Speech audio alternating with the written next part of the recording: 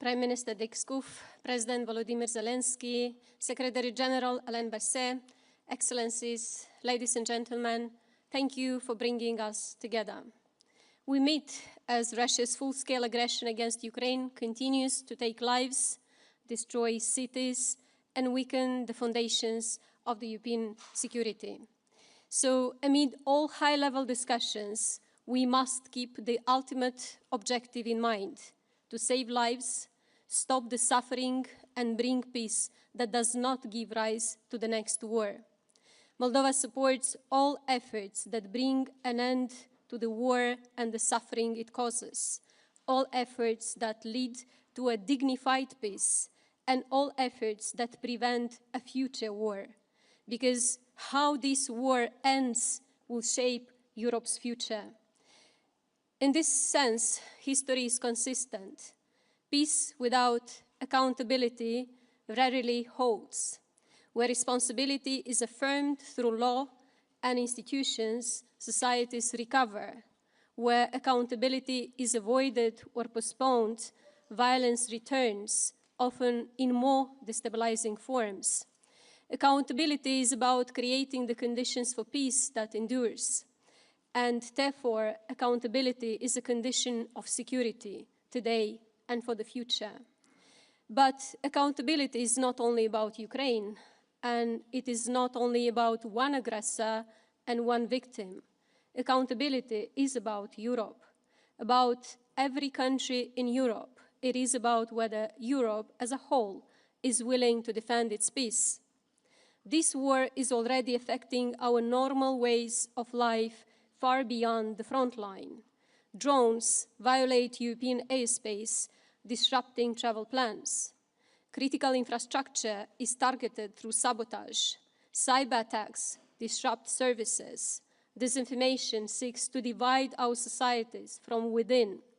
This is how modern hybrid war spreads, quietly, gradually, and deliberately.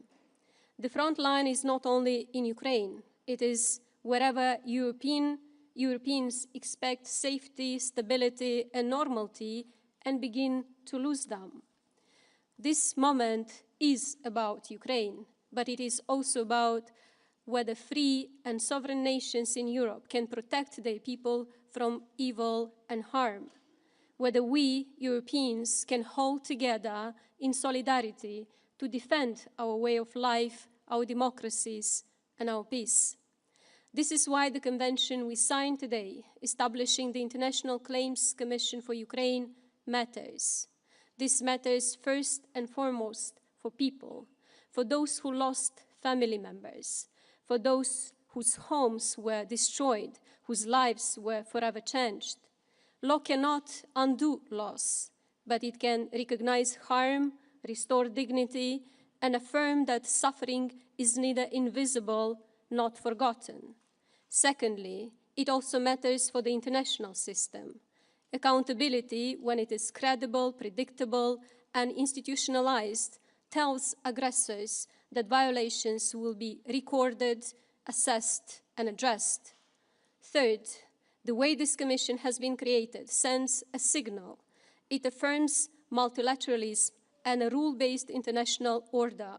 At a time when some argue that power alone should decide outcomes, Europe is stating something different, that stability depends on law, cooperation, and shared responsibility, especially for smaller and more vulnerable states.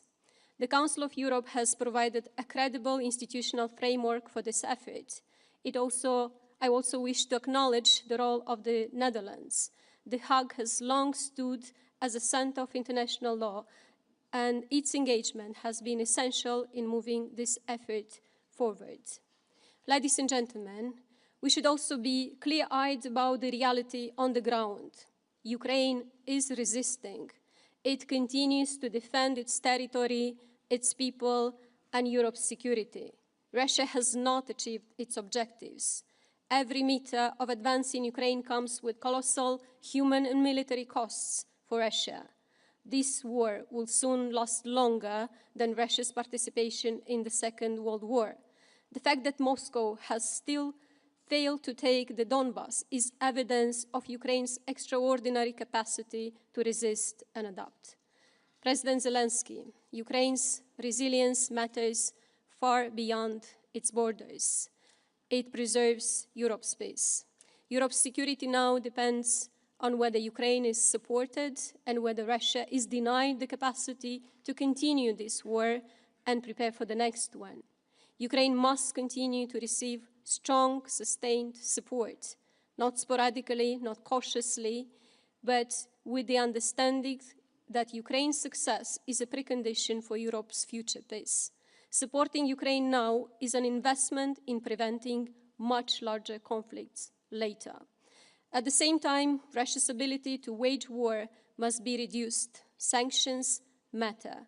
Isolation matters. Pressure matters. A war of aggression cannot be allowed to remain economically sustainable. Deterrence that works today avoids far greater military, economic, and human costs in the future. The EU's decision to indefinitely freeze Russian assets plays a role in this effort. It reinforces deterrence. It tells future aggressors that war leads to lasting costs. How this war ends will determine whether Europe faces stability or more wars. And this is Europe's responsibility, not someone else's, not another continent's.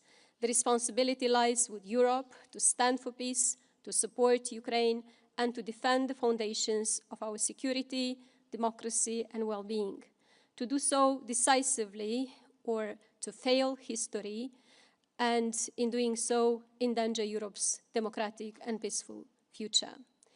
Ukraine is fighting. The question before us is whether Europe will rise to the moment or fail. I thank all the countries represented today for their support to Ukraine. And as a country holding the presidency of the Committee of Ministers of the Council of Europe, Moldova stands for a Europe that acts early, decisively, and together.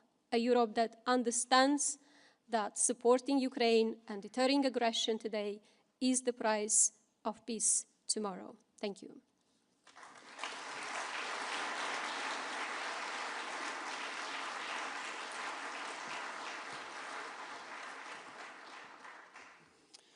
I thank you, Madam President. We now turn to the central item of our conference, the adoption of the documents before us, the convention, the resolution, the report, and the final act.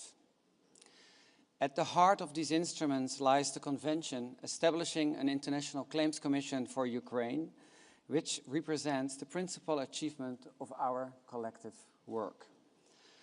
May I ask whether any delegation wishes to take the floor to raise an issue or propose an amendment to any of the draft documents?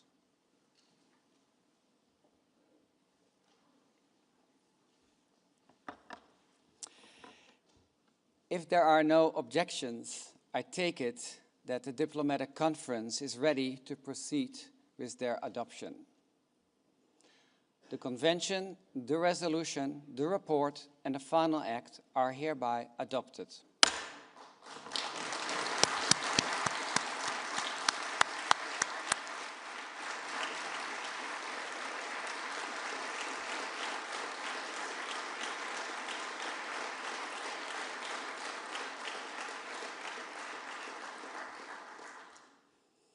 And that's what I like to do best at these meetings, gavel a result.